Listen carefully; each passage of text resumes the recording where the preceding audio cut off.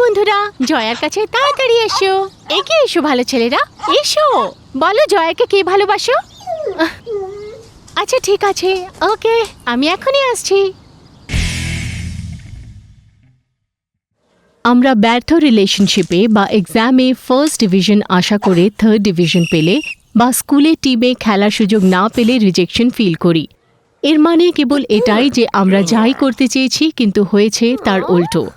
কেউ যদি তোমায় রিজেক্ট করে তাহলে তুমি খুব হার্ট ফিল করো। তবে মনে রাখবে এটা কেবল সেই একজনের ধারণা এবং এর মানে এটা অবশ্যই নয় যে তোমার কোনো গুণ নেই। এর মানে কেবল এটাই যে তুমি সেই ব্যক্তির জন্য বা সেই ব্যক্তি তোমার জন্য হয়তো সঠিক নয়। এই ক্ষেত্রে তোমার নিজেকে বদলানোর কোনো প্রয়োজন নেই। তুমি একদম পারফেক্ট আছো এবং এই রকমই থাকো। রিজেকশনের মানে এটাও নয় যে তুমি যা করতে চাইছো তা করা বন্ধ করবে। মনে রাখো, চেষ্টা না করলে কিন্তু তুমি কখনোই কিছু পাবে না। রিজেকশন সবার সাথে হয় এবং তুমি তাহলে এটার সাথে কিভাবে ডিল করবে?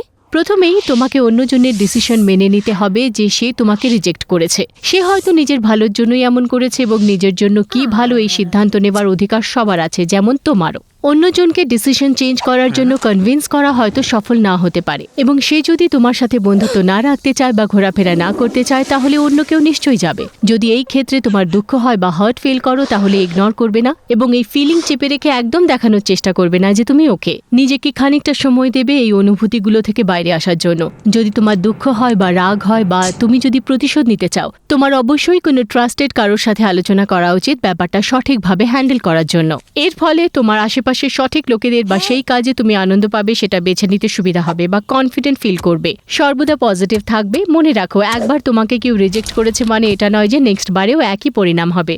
আবার দেখা হবে। teenbook.in বা amaze.org তে আসতে ভুলবেন না বা আমাদের ইউটিউব চ্যানেল অবশ্যই দেখবে। বাই।